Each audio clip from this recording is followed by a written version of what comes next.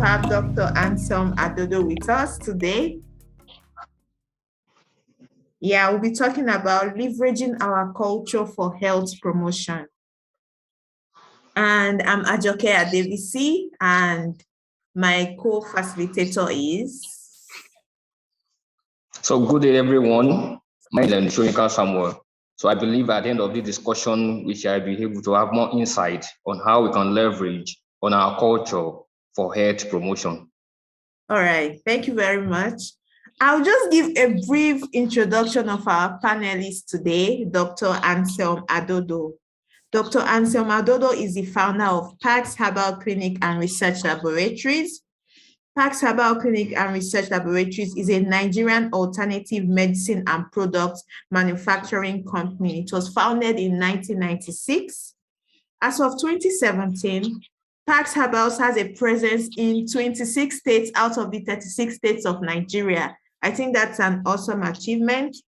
Pax Herbals can also boast of 33 health products certified by the Nigerian Agency for Food and Drugs Administration and Control, NAFDAC. Dr. Anselm is a writer and has written several books on alternative medicine, nutrition, and epidemiology. He has a PhD in medical sociology. We're happy to have you today, sir. Thank you very much. Thank you. It's good to be here. All right, sir. So we'll just kick off with our first question. Please, can you briefly talk about how cultural norms and beliefs can you briefly talk about how social and community beliefs can influence health? Okay, thank you very much. Yes, it's a very important question. People want to know what is culture. Culture is a people's way of life, traditions which they have imbibed over a period of time. And as you know, we are all products of a culture. And no matter how educated we are, wherever we go, we are always a product of our culture. So our culture actually shapes our worldview, our attitudes, even the way we judge and analyze things. And we also keep in mind that even science is a product of culture. So that's why it is always good to keep this discussion about culture at the front burner, because it's very, very important. So when we speak about culture in healthcare, the importance of culture we see that very clearly recently during the lockdown, during the COVID-19 pandemic. You could see how important it is that it's not enough to have machines for healthcare, to carry out diagnostic analysis. Culture is very important. Even how people respond to the machines, how people view their bodies is very, very important. And I have a lot of, because I live with local communities, I see clearly all the time how people's beliefs determine how they respond, determine their health and illness behavior. I have seen different instances where a woman, for example, who is diagnosed to have a breast tumor, breast cancer, and the doctor say, look, we need to take off your breasts, otherwise you die. The woman said, sure, let me die. I would like to go back to my God the way I came. And this may be difficult for somebody who thinks only in lines of purely medical, biological thinking to understand. But we need to understand what is behind all this. So that's why it's very important that we bring this discussion about culture and tradition to healthcare discussions, because it will help us to now design appropriate healthcare systems for communities, especially in Africa, especially in those places where the modern scientific orthodox system is not well spread. So we need to keep in mind that that is just one method of healthcare. There are different methods of healthcare that needs to be developed, and one needs to learn from the other. Otherwise, we'll be guilty of a reductionist approach to healthcare. which will make us too limited. All right. Thank you, sir. Thank you for that, sir. Thank you for defining culture and even telling us how important culture is to healthcare, how it influences health. But Ade, can you just highlight some African cultural norms that have negative and positive impacts on health? Yes, the obvious one is different cultural diagnostic systems that are not healthy. For example, people in most part of Africa, especially the rural communities, even in the cities, still believe on what calls spiritual attack. They saying that if somebody is sick and you are being on medication for some times and you are not getting better, it's okay. Maybe it's the people in the village who are attacking me. And this may prevent people from seeking proper medical diagnosis. Then ignorance too is a problem. It's saying that a man could wake up one morning and he becomes a bishop or a prophet, and he begins to diagnose for people, and they believe him, and he could do a lot of damage because he is claiming an authority that is not objective and is exploiting people's religious beliefs. So I think religion is a key issue, and in Africa we are very religious people. Sure. And people exploit this a lot in healthcare.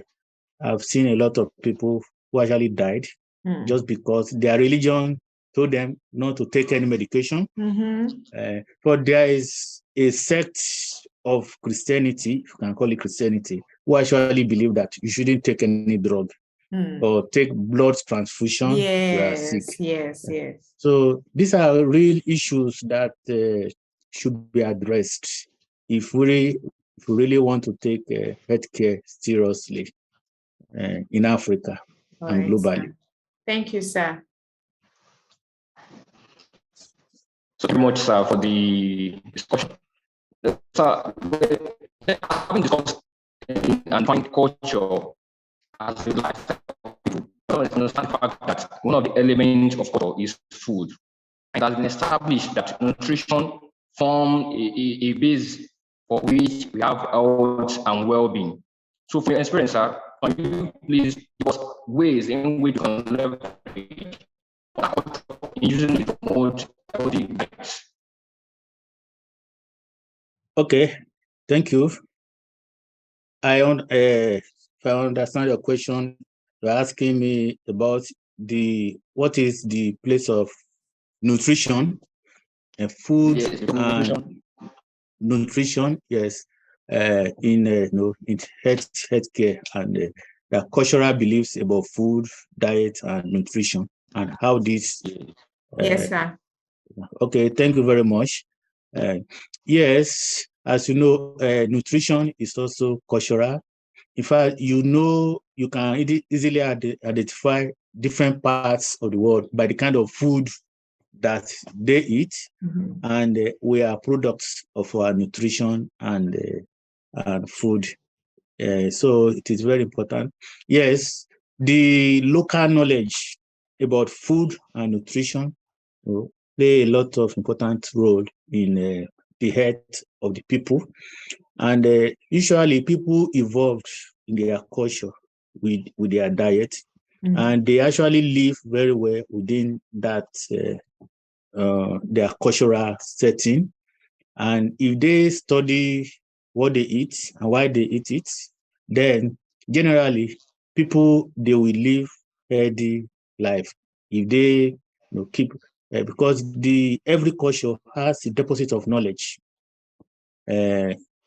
acquired over many centuries on what is proper, what they should eat based on their own genetic compositions and the environment, and they're able to adapt to this. The problem usually happens when people move from one cultural setting to the other, and they also change their diets, and sometimes it becomes difficult. So knowledge of proper diet, of what is called balanced diet, is very, very important. As I usually tell people that Most often in societies, people eat good diets, but the problem comes when we tend to think that eating good diet has to do with money. But most often, the reverse could be the case. The richer people get, the poorer their diets tend to be, because they don't have enough money to buy the food that they don't really need. And yes, and they abandon the natural ones. Nature has made it in such a way that we can live cheaply if we eat naturally.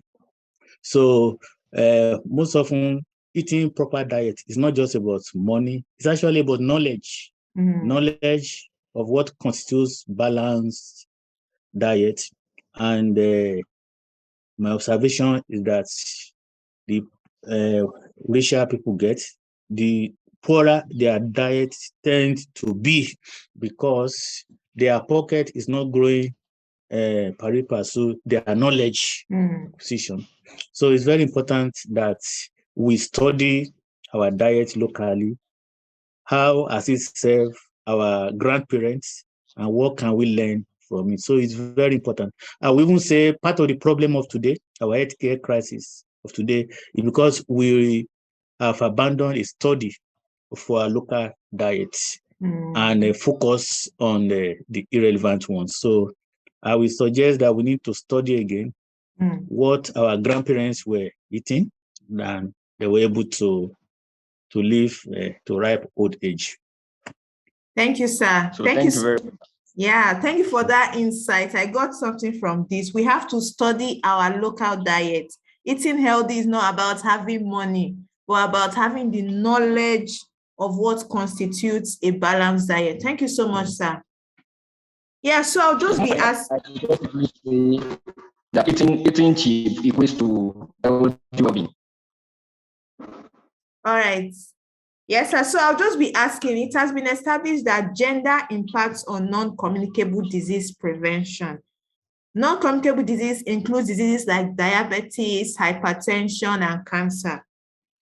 For example, some cultures and norms prevent women from seeking care, and some allow men. In some cultures, men have more access to land for growing healthy food. So can we talk about how we can transform our gender roles in Africa to promote health? Yes, at the end of the day, the health, everybody, whether male or female, is a son of a woman. And the knowledge that is our first teachers in diet and nutrition, they're actually the mothers. And we need to recognize this very important. So the mothers, they are the first teachers in diet and nutrition. And so it's very important. So if we don't allow women to grow in their knowledge of health and nutrition, if we don't give them the space to groom their family, it affects everyone. So generally, the society sometimes, like I'm very much into treatment of fertility cases, and most times couples who have problem with fertility, see the husband tells woman, go and treat yourself, and the man stays at home. And when you ask the woman, where's your husband? Say, don't worry about my husband. My husband told me I am the problem. And I said, no, go and call your husband. You can see the culture tend to blame the woman. The woman. Yes. And they tend to accept this, except those who have enough knowledge, and to say, no, it cannot be. That's just one example. And also, if a couple have a problem of infections, the woman does not want to tell a healthcare consultant that she has infections, because she will automatically be branded as being promiscuous. Yes. But the man is free to tell everybody, yeah. advertise it everywhere, and nobody. So the society seems to be set up in such a way that it doesn't allow the women to be open to seek for proper health care. And in non-communicative diseases like diabetes, hypertension, for example, is very important because those are lifestyle diseases. And therefore, if you are not financially independent, it becomes difficult. Like men, they're able to cope more easily with those chronic illnesses like diabetes because they are in control of their finances. But when a woman depends on the man for medications, even she can't control her lifestyle, then she's prone because the man determines how she's able to cope with those diseases. So financial independence is very, very important if we want to promote, the well-being of the gender, the female gender, and then for the fact that the woman bears a lot of pressure at home, doing homework, stress. We need to also keep this in mind. Why the man can stroll off to go and cool off somewhere to relax himself. The woman stay at home, do a lot of work. So we need to review again, our attitude to the head of the female gender and give them enough independence, especially financial independence, so that they can take care of themselves because it's so crucial. Financial independence is so crucial. Okay, thank you so much, sir. So thank you very much, sir. So I would just simply say that the issue around gender equality should be extended to the healthcare sector as well. So, sir, having been part of the discussion we've been mentioning the fact that there are some of the challenges that are being faced. But I wanted to specifically highlight some of the challenges that could be faced in using culture to promote health, specifically. Yes, thank you. The first challenge we highlight is religion. I'm saying that as a priest, so I see a lot of people who come for counseling all the time, and see people who come to me. I'm playing both roles as a spiritual counselor and also a physical consultant. And you always have this tension that people want to say, why not just pray and let this sickness go away? That why do I have to go into all this elaborate process of getting better? And I say, why not just lay hands on me and pray? And I said, no, it's nature have to take its course. So have the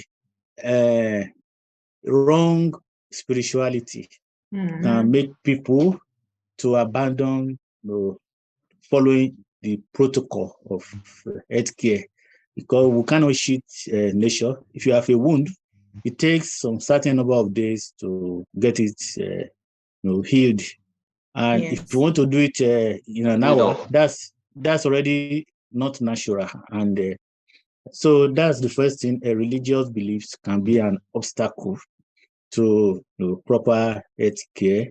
And then superstitions, cultural beliefs. And many times this has little to do with education, because I have seen professors in universities who also have this same belief as the roadside mechanic also. So that also let us see how culture can have a hold on people even beyond the intellect. There are people who have some superstitious beliefs. People believe that somebody somewhere is tying down their destiny and does not want them to get better. And they don't want to follow the normal medical procedure. So that's one other aspect of the culture. And of course, the peer influence. Influence from what other stories that other people tell. And somebody comes with a story that I went to one barber in one village and he gave me some concussion and I was cured overnight, and we were impressed.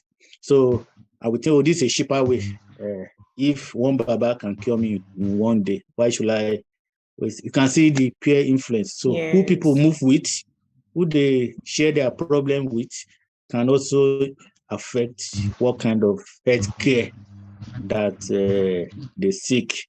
So the social determinants of health and healthcare is very, very crucial. And it's very important we keep this in mind so that we don't focus just on the biomedical scientific method. Because in Africa, even the doctor who's using the machines is see a product of his culture, and he may actually begin to use these machines also to express his own cultural beliefs. I find a lot of clients who were referred by their medical doctors in the hospital. The doctor actually told them that this is not a medical issue. This is a spiritual issue. This is a doctor saying this, that you need to go and explore a spiritual, metaphysical method. So you can see these things, they are so important. So we need to bring all these things to the discussion about healthcare. In order to have holistic well-being, because we keep in mind that we cannot admit everybody into the hospital. In fact, if there's more than 10% increase in the number of people who go to hospitals, there will be chaos and confusion, as we saw during the pandemic. So the hospitals are not even meant to cater for everyone. So the more healthy the society is, the better for the healthcare system, because it could break down. There's an influx of people.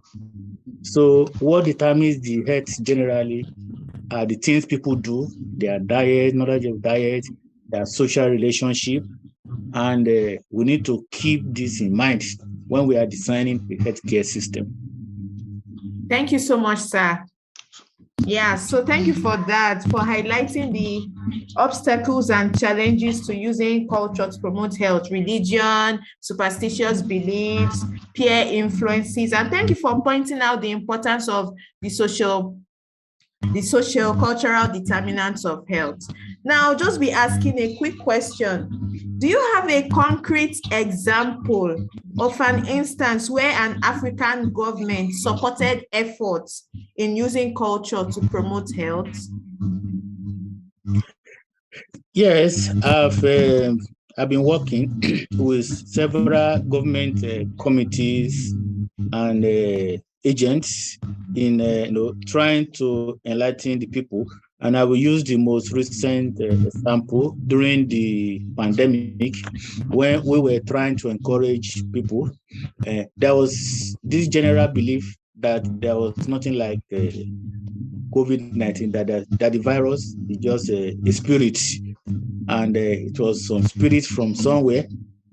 So we decided to construct stories to explain to the people, because we discovered that we can't just be talking to their brain, because they are not thinking just with ideas, that we needed to tell stories. So we began to see how we can link storytelling with explaining healthcare practices. And I think we did that around the local communities. We got the old people, convinced them first, and then they now began to speak to the people. So I think that model works in the sense that pick a few people, elderly people in the community, the grandfathers, the grandmothers, to become healthcare advocates, consultants. So the model was pick some grandmothers in the community, teach them about the virus with stories. They were now the one speaking in the language of the people with images and symbols that they can understand. I think it worked very well, and the people were able to listen to them because they trusted them more than a doctor or a nurse from the city with his white doctor's garments. Immediately people, they have a sense of distance. So that's the most recent example. Thank you, sir. how can we tackle the resistance of people when to cure this and likewise promote health as well? Yes. The first way is to find out why they are resisting in the first place. I think for me, the first thing is to look as the teacher at ourselves, find out what are they resisting. Are we the one making them to even resist? Are we using the right terminology, the right imageries? Sometimes we tend to blame the local people for not keeping to the instructions. So we need to ask if we are actually telling them the right story. Are we explaining to them in the right way? So that's one way to examine our methodology and to see whether it is in accordance with the local belief system and culture, so that we don't assume that science must be interpreted in the same way everywhere by the same people. That is always a temptation, a mistake that we tend to make. And then we also have to let people see the impact of what they are doing in such a way that it is within their means to put it into practice. So it's not enough telling people about what's going to happen in 10 years' time, but if we demonstrate to them practically, we let them see the relevance of what they should do. I think people, they will respond appropriately if we let them do that. There are quite a lot that we can do, but I don't want to keep talking. Yes, sir. All right, okay, sir. Thank you, There's sir. There's a background noise there. Yeah, I think it's from somewhere. I don't know. Like a background noise. Yes, I can hear the noise. Yes. So maybe you can mute. Samuel, can you mute? Thank you. Yes. So I'll just be asking. This is the last question we'll be asking. I've gained a lot from what you said. Like, what are the people resisting? Is it our methodology? Are we forcing ourselves on them? Those are things that we have to look into when we are talking about people resisting the use of traditional ways to achieve health and cure disease. But I would like to ask, can you give us an example from your work that illustrates the best ways to integrate traditional medicine into modern day medicine? Yes, thank you very much. Yes, we at the moment, using Nigeria as an example, there's a bill at the House of Assembly, which is at an advanced stage now, to officially pass into law the integration of traditional medicine and herbal alternative medicine. There has been a policy already that has been approved. So legally and officially, traditional herbal medicine is officially part of the healthcare system of Nigeria. And we need to let people be aware of this. So legally, it is officially part of the healthcare system. So the bill is to establish a committee, a herbal traditional medicine committee that can have institutions to train and register practitioners. So this is already taking place, and a lot of discussions are going on. Hopefully, before the end of this year, early next year, if the bill is passed into law, we can now have the same way as we have Dental and Medical Council of Nigeria. You now have the Traditional Council of Nigeria working with the Medical Council of Nigeria. There's an agency of the federal government called Nigerian Natural Medicine Development Agency, who is also mandated to develop the different aspects of this, and we have been working closely with them. So I think in the local government, traditional medicine is now is meant to be officially incorporated into the local government healthcare system. Okay. Everywhere in the country. But the resistance is still there from the orthodox medical practitioners because many are not even aware that it's against the law for them to resist this because they are not aware of this bill already passed, the policy already. So we need more awareness to let people know this, that it has been incorporated. Okay. All right, sir. Thank you so much. Thank you for enlightening us that there is now a traditional medicine is now official and legal in Nigeria, and there is a policy that has been established on this. We appreciate your time, sir. I've learned a lot from this short conversation.